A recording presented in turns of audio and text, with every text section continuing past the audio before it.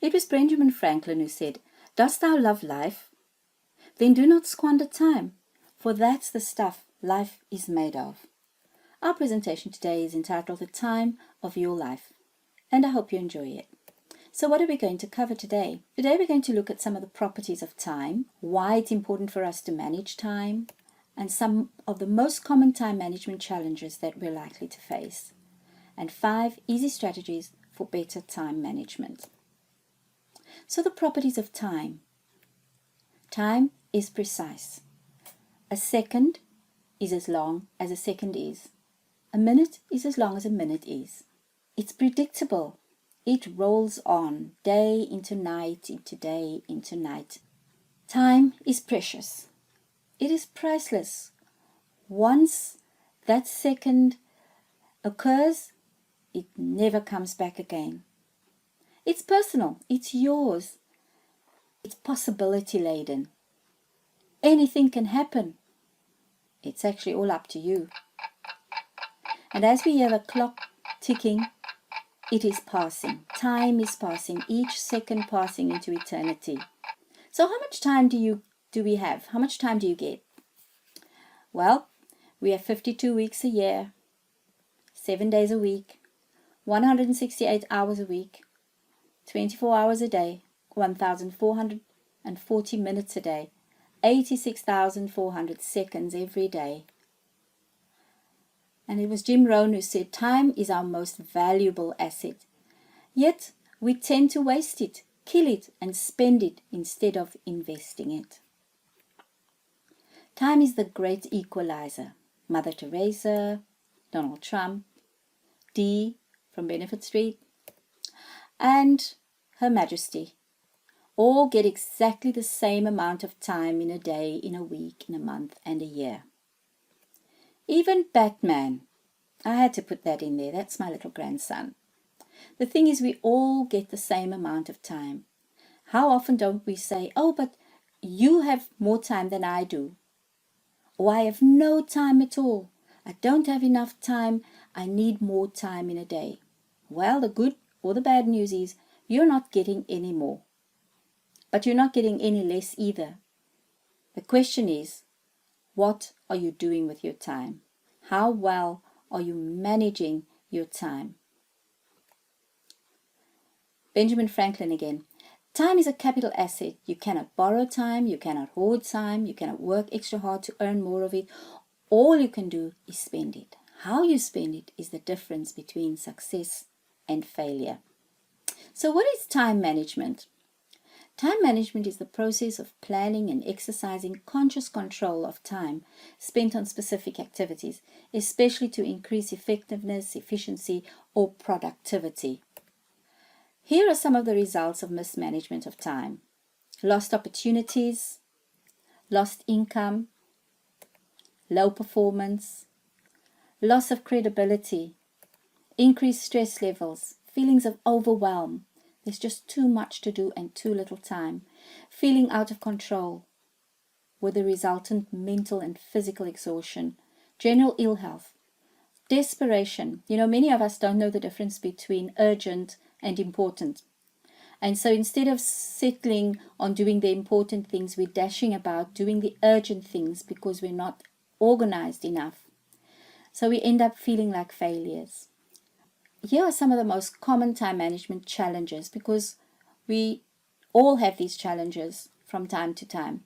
But if we are aware of them, we can always see what we can do about them. So the first one is disorganization. Many of us spend many minutes and hours looking for keys or documents, or not sure of when things are supposed to be happening, and so on. There's lack of clarity. Everything is just a big whir of activity, and we're just not sure what's going on. Part of the lack of clarity is that we have no defined priorities or values or boundaries. We're going to talk a little bit about that later on. So we also have unclear goals and objectives and plans, and words like defined priorities, values, boundaries, unclear goals, objectives and plans. These are words we very often or mostly associate with work. The thing is that yes, we use them in work, but wouldn't our lives be a little bit more organized if we actually applied them to ourselves?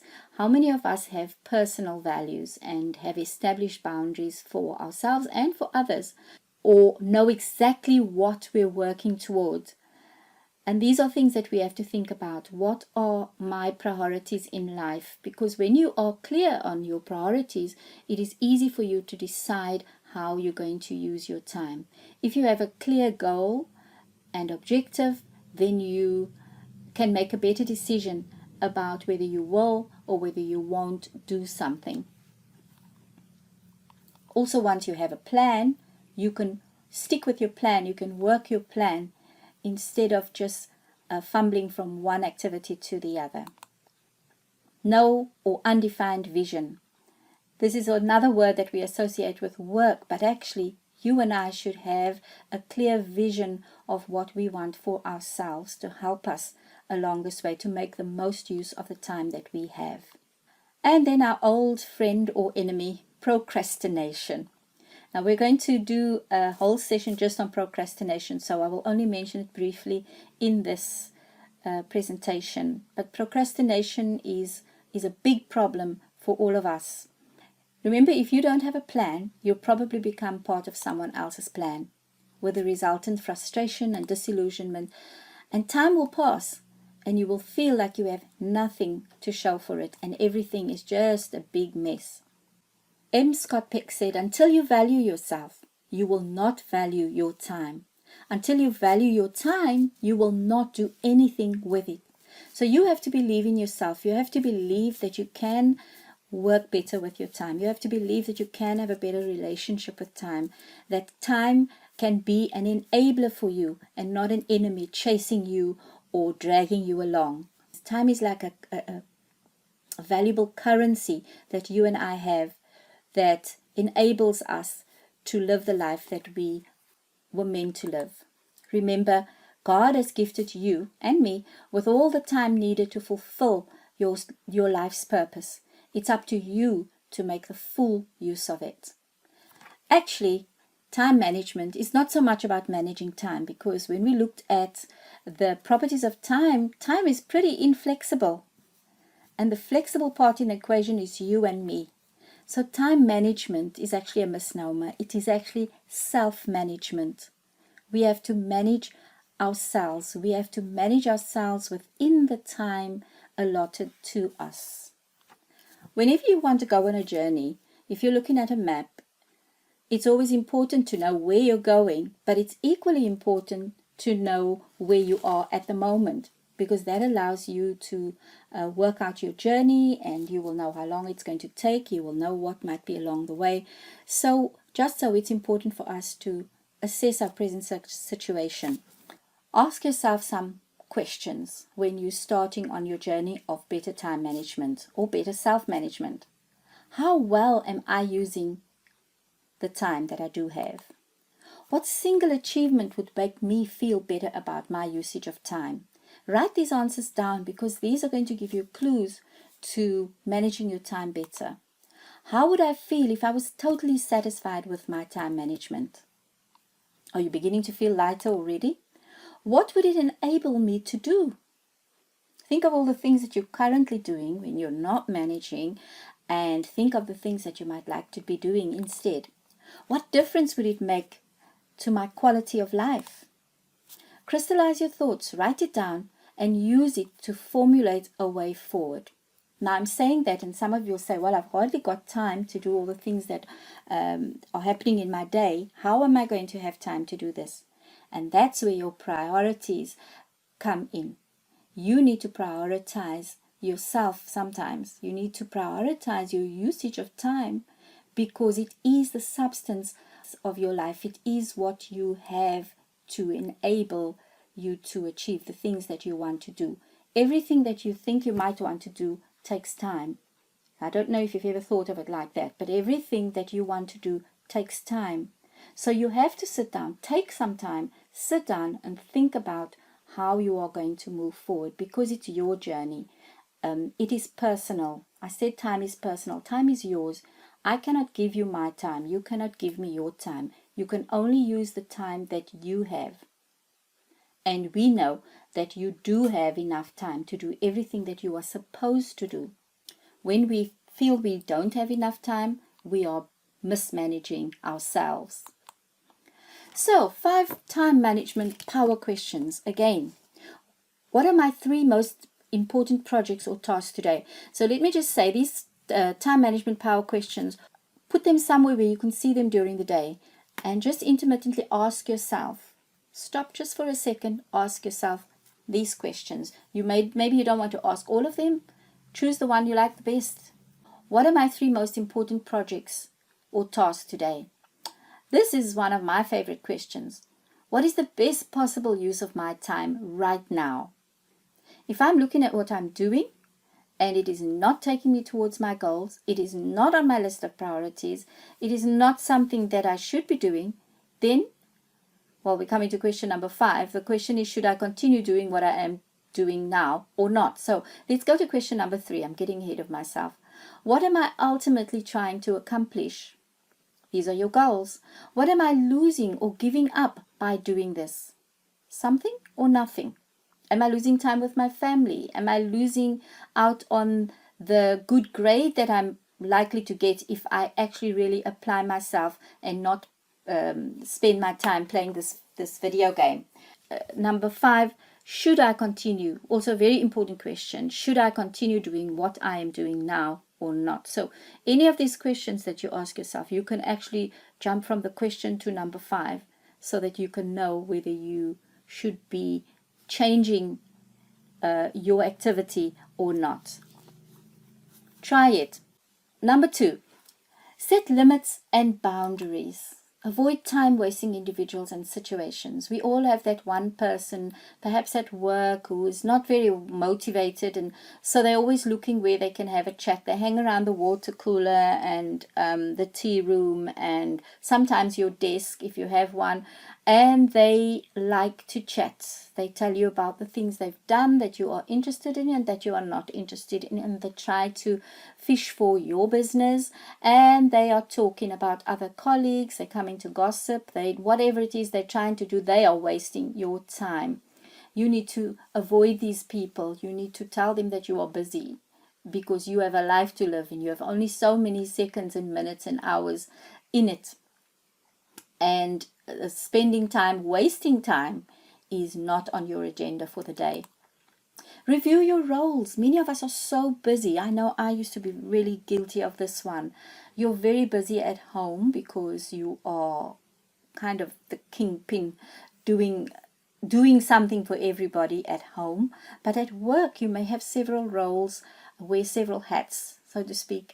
And this can be very demanding. We also possibly have roles at our local church or in the community.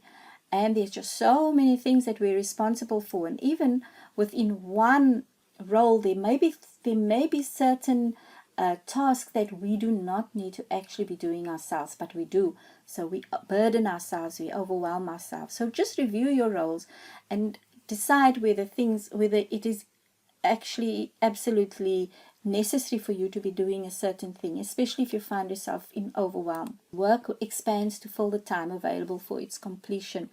So if you've got all day and you've only got one thing to do, you'll be doing that one thing all day long. You could be doing that one thing all day long.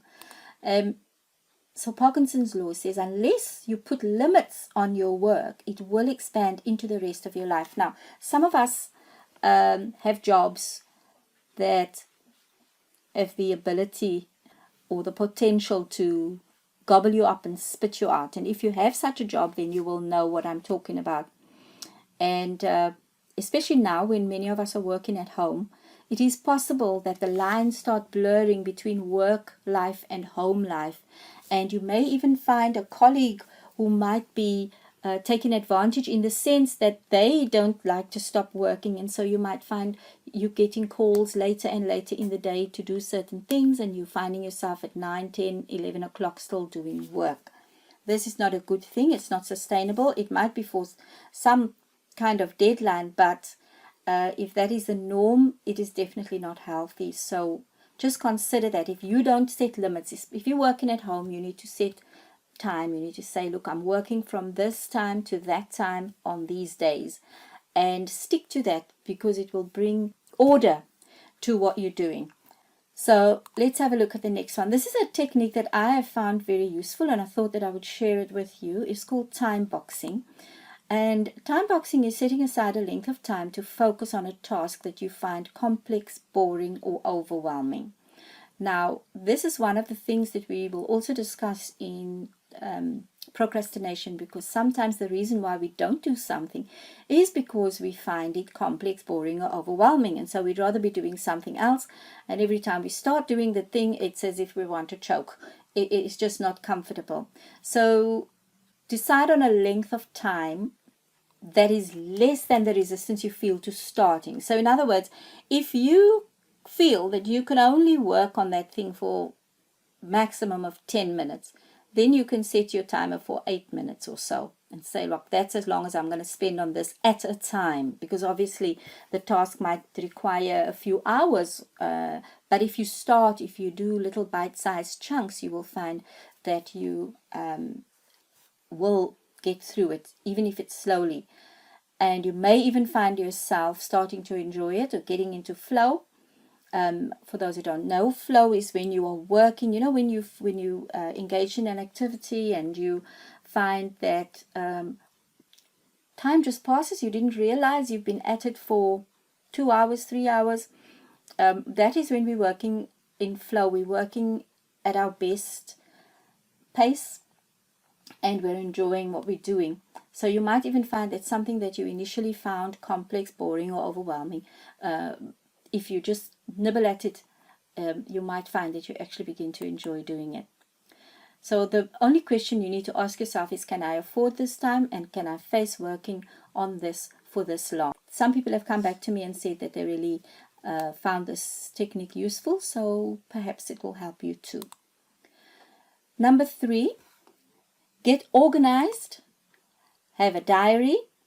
Have somewhere where you can jot down things that need doing and things that are happening, so that you don't just live in a blur.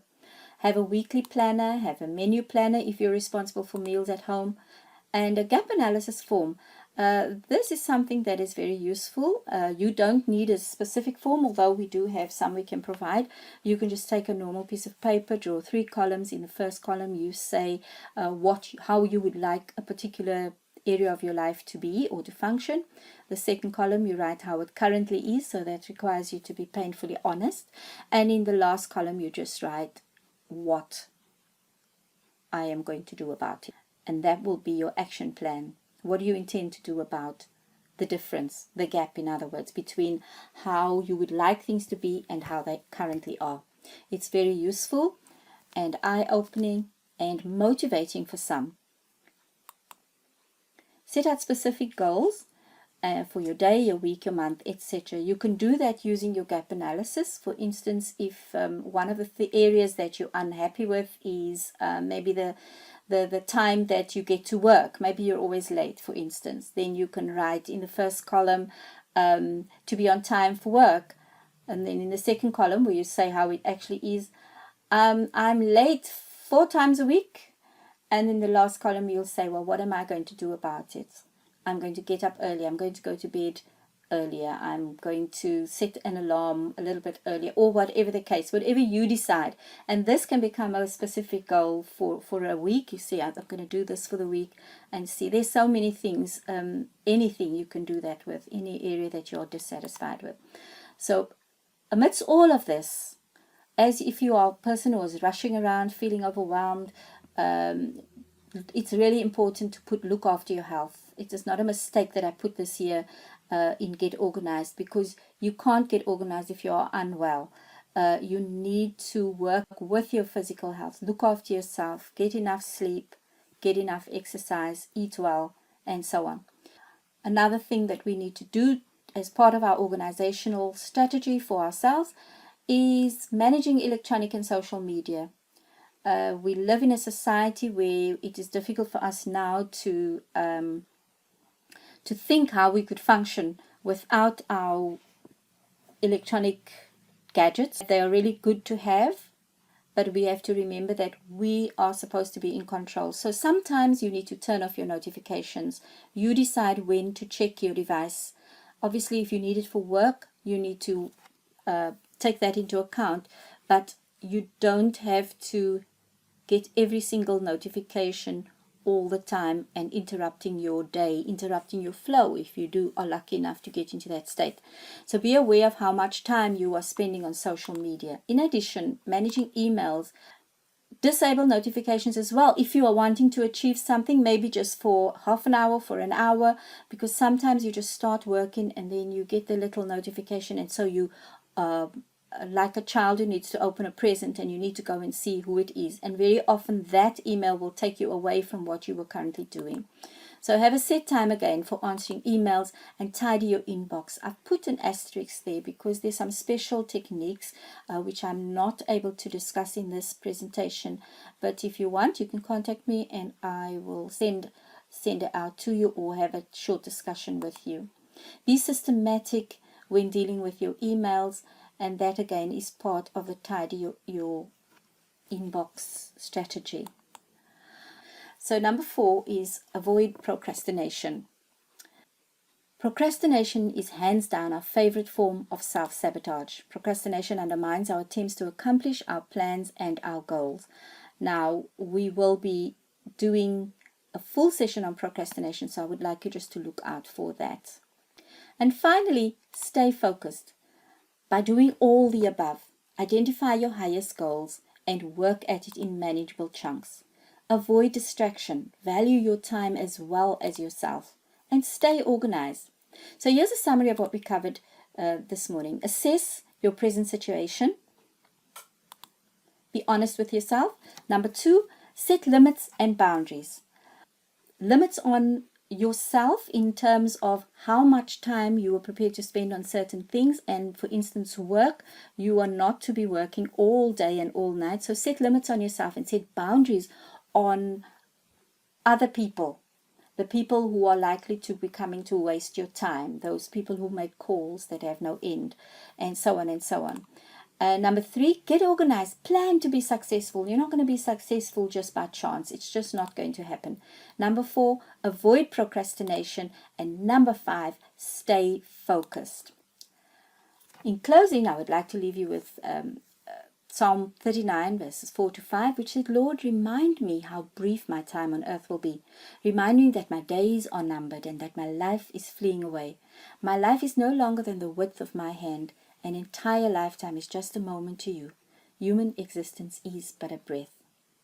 You know, we may have a long life on this earth in human terms, but in terms of eternity, our lives are very short. We have a finite amount of time granted to us to be on this earth. A finite amount of time granted to us to fulfill our potential, to do the thing that God created us to do. And we need to remind ourselves as well that we're not going to be around forever, but we need to use the time that we do have very well. Ephesians 5:15 to 16, therefore be careful how you walk, not as unwise men or women, but as wise, making the most of your time. I'd like to thank you for your time. Remember, time is your life. Read it well. Until next time.